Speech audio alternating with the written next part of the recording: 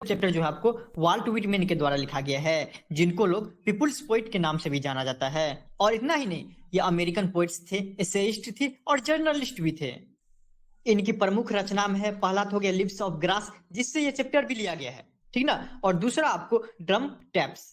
इस चैप्टर में कभी सबसे पहले अपने बारे में छोटी छोटी चीजें बताते हैं और वो संदेश देते हैं कि भले ही आप छोट जात हो, बड़े जात हो, किसी भी धर्म के हो, किसी भी जाति से, डजंट कीप मैटर।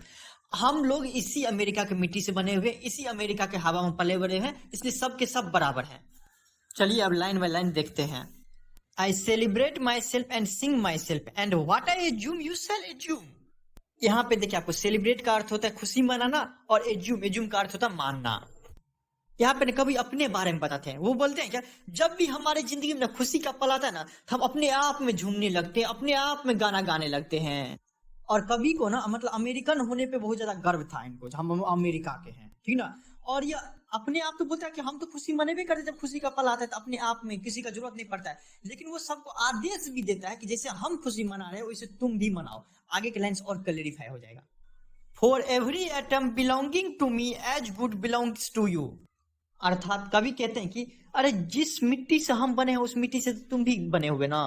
अब हर अमेरिका का आदमी को बोलता है, भले वो छोट जात हो, बड़े जात हो, गरीब हो, अमीर हो, किसी भी जाति के हो, किसी भी धर्म, मतलब डजंट कीप मैटर। वो सबको बोल रहे हैं क्या, देखो जिस मिट्टी से बने हुए हैं, जिस कण कण से हम बने हुए हैं अमेरिकन की मिट्टी से, उसी कण से तो तुम लोग भी बने हुए हैं, बने हुए हो कि नहीं। तो एक चीज बताइए कि जिस तरीके से हम खुशी मनाते हैं, हमें किसी का जरूरत नहीं पड़ता है, उस तरह से तुम लोग भी खुशी मनाओ, भले ही तुम कोई भी हो, डजंट कीप मैटर। जिस तरीके से हमें आंतरिक खुशी मिलती है, तुम लोग भी उसी तरीके से अपने आप को सेलिब्रेट करो। ये कवि का कहना था। अर्थात क्या, मैं मानता हूं उसे तुम भी मानो कि खुशी का हर कण जो मुझ में है वो तुम में भी मौजूद है।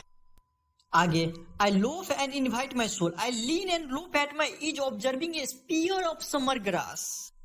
अर्थात मैं भ्रमण करता हूं तथा अपनी आत्मा को आमंत्रित करता हूं, मैं आराम करता हूं और अपने सहज पलों में घूमते हुए उन कांटों को देखता हूं जो गर्मी के घास में नजर आते हैं। मतलब वो बताते हैं कि जब हम टेंशन फ्री होकर बैठते हैं, ठीक ना, तब अपने मन और तन दोनों को एक साथ रखते हैं।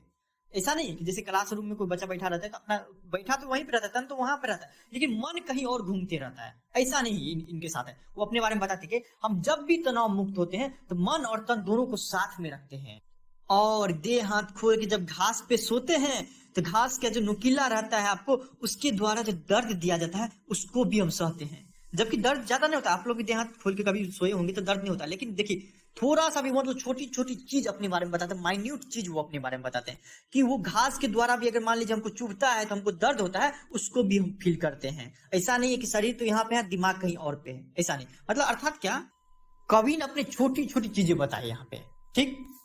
आगे के लाइन्स और क्लैरिफाई हो जाएगा। My tongue, every atom of my blood formed from this soil, this air, born here of parents, born here from parents the same, and their parents the same। अर्थात क्या, अब कभी बताते हैं कि वो क्यों बोल रहा था कि जैसे हम खुशी मना रहे हैं ना पिछली लाइन में, वैसे तुम भी मनाओ। इसका रीजन दिया यहाँ पे। वो बोल रहे हैं क्या, मेरी जीवा तथा मेरे खून का प्रत्येक कण इस मिट्टी और इस हवा से बना हुआ है, ठीक ना। अमेरिका की मिट्टी और अमेरिका की हवा से बना हुआ है। जिस प्रकार मुझे अपने माता पिता द्वारा जन्म दिया गया, तुम सब ने भी अपने माता पिता से जन्म लिया है। सच बात है, हाँ, सबके माता पिता एक जैसे होते हैं। तो एक चीज बताओ, जैसे हम खुश हैं वैसे तुम लोग भी खुश क्यों ना हो। जैसे हम सेलिब्रेट कर रहे हैं, अपने आप का तन मन को एक साथ रख रहे हैं, उसी तरीके से तुम लोग भी करो। और आगे के लाइन्स और क्लैरिफाई हो जाएगा। I now 37 years old in perfect health begins hoping to seize not till death। अर्थात वो अपने बारे में बताते हैं कि हम अभी 37 साल के हो गए और पक्का हम स्वस्थ हैं, कोई भी हमको बीमारी नहीं है। हमको लग रहा है ऐसा कि हम मरने तक ना एकदम जैसे हैं अभी ऐसे स्वस्थ रहेंगे, जिस तरीके से खुशी मना रहे उसी तरीके से रहेंगे हम। यहाँ पे एक लाइन है, आप क्रीड्स एंड स्कूल्स इन एबेयंस। अर्थात क्या, क्रीड्स का अर्थ हो गया यहाँ पे धार्मिक मान्यता, और स्कूल्स का अर्थ हो गया विचारधाराएं, और इन एबेयंस का अर्थ हो गया आपको स्थगित करना। अर्थात कवि कहना चाहता है क्या कि बहुत लोग नहीं बोलता है कि इस विचारधारा को मानो, हाँ, इस धर्म को मानो, इस सब को तो हम आज तक वैल्यू दिए ही नहीं, आज तक नहीं वैल्यू दिए कि तुम बड़ा जाते हो तो हम तुमसे ऐसे बात करेंगे, तुम छोड़ जाते हो तो तुमसे ऐसे बात करेंगे, इसका आज तक हम वैल्यू नहीं दिए। हम वैल्यू दिए तो सिर्फ और सिर्फ इंसानियत को। और वो आगे कहते हैं क्या, retiring back a wild sophist at what they are but never forgotten. यहाँ पे एक वर्ड का मीनिंग समझने का